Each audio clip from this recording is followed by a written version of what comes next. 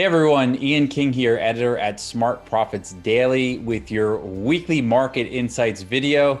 Before we get going into this, I want to remind you, if you like what we have to say here, please go ahead and smash that like button. It helps share our content on YouTube with other potential viewers. If you haven't subscribed to our channel yet, go ahead and subscribe. And then if you have any comments or any questions on any of the material that I talk about in today's webinar, please feel free to comment below in the comments tab. And I want to talk about Elon Musk, cryptocurrency, Dogecoin, and why none of that matters. Specifically, if you haven't heard the news, last week Elon Musk was on Saturday Night Live. It was long awaited that he would talk about Dogecoin, which is a cryptocurrency similar to Bitcoin. It's actually a fork of Litecoin, which itself is a fork of Bitcoin. It has trillions of Dogecoins in existence and has gotten a pretty big following among people who love, the Dogecoin meme. But none of this really matters. And even last night, Elon came on and he said that Tesla is no longer accepting Bitcoin to buy their cars because Bitcoin isn't environmentally friendly, which isn't true. None of this matters. You should not be focusing on any of that at all. What you should really be thinking about is what is actually getting built on blockchain and on cryptocurrencies. And what I'm specifically talking about right now is decentralized finance, okay? There's Bitcoin, there's Dogecoin, there's Litecoin, but then there is good old Ethereum. And what is happening in Ethereum right now is absolutely unprecedented. There are billions of dollars being locked up in protocols that are built on top of Ethereum, and they're recreating traditional finance in a way that two people with no prior history can have some type of economic agreement, and it's all ruled by the rules of the protocol. There's no centralized intermediary like a bank that says who can borrow money and who can loan it. It's all based on the rules of the protocol. And this is a new financial system that's being created entirely by code. And when the code is out there, it becomes just similar to like a public infrastructure. Okay. And we are seeing incredible growth in these decentralized finance protocols, and most of them are built on Ethereum, which is why the value of Ethereum has gone up 7 times faster than the value of Bitcoin over the last year and a half. Let me repeat that.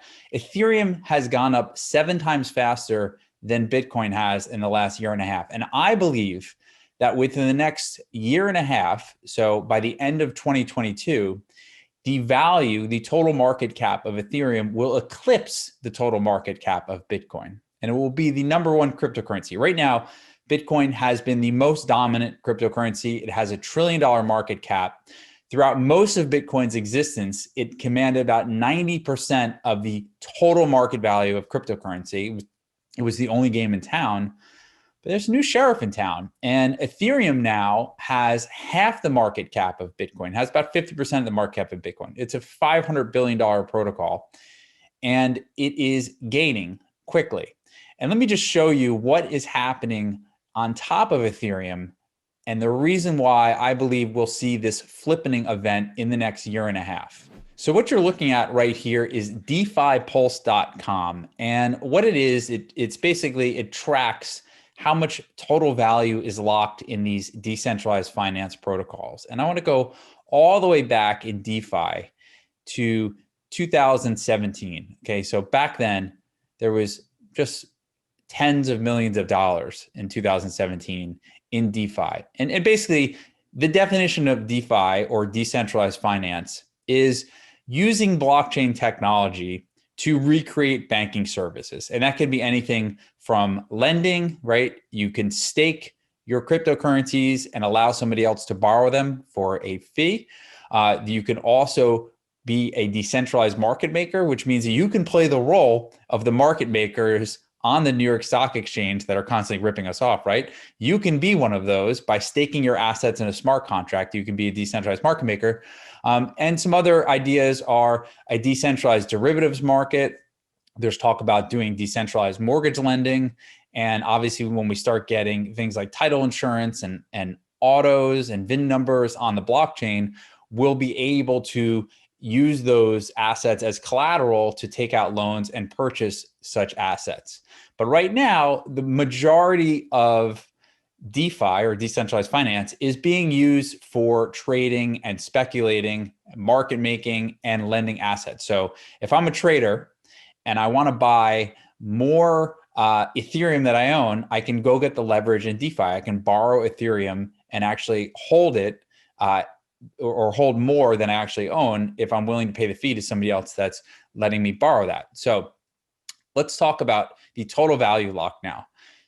Really, in early 2020 is when this started to take off. And it was the summer of 2020 that was the tipping point. So back then, in June 2020 was the first time the total value locked in DeFi crossed $1 billion. Right now, we're up to $83 billion as of today. It's down a couple $1 billion in the last few days. But this is 80x growth in less than a year. And I believe it's just going to continue because of the interest rates that traders and investors are finding by taking things like stable coins like USDC or DAI that are equivalent to $1. And instead of putting $1 in your bank, you can take the DAI or the USDC, put it in one of these collateral schemes where you can stake it and earn 7 or 8% interest. Now, the top one is Maker, which allows you to collateralize your Ethereum. So you take your Ethereum and you put it in a Maker vault, and then you can borrow a stable coin that is pegged to the US dollar against it. So let's say you want to spend your Ethereum or you want to use it as collateral to buy something, but you can't pay in Ethereum, but now you can pay in something that is equivalent to a US dollar. So Maker is the largest right now by total value locked at 14 billion. Then you have Aave, which is a similar protocol to Maker, which allows you to stake cryptocurrencies for an interest rate and then also borrow them. Compound, very similar in lending. And then down here, you have the two largest DEXs, which are also decentralized exchanges. We've got Uniswap here with $8 billion in collateral locked, and then Curve Finance. And what a decentralized exchange is that I can take two assets that I own, two crypto assets. Let's take, if I own Aave and Ethereum, and I can put them on a smart contract, and somebody who has Ethereum can purchase my Aave and sell me their Ethereum. Okay, so I'm acting the role of the market maker, and then I get paid a fee to do that. This is a brand new type of financial instrument that came about in the last year, and it's gaining just major traction right now, as you can see by the amount of total value locked in DeFi. So what I'm saying is, you hear the headlines about Dogecoin, you hear the headlines about Elon Musk, forget about all that stuff, focus on Ethereum, focus on what's getting built in the Ethereum ecosystem right now. There are also other competing cryptocurrencies that are considered layer one like Ethereum and are coming out with competitive products in the same way that when the internet first started, there was a handful of search engines, right? Remember Yahoo and Lycos and Alta Vista and Go.com. Many of you are too young to remember these old search engines that existed. And then Google came around. Right now, Ethereum is essentially the Google of DeFi, but there are other competitors that are working on similar products that you also need to keep an eye on. So that's it for this week's Market Insights video. Any comments, please hit us below in the questions. Hope you enjoyed my comments today, and we'll speak to you next week. Thank you.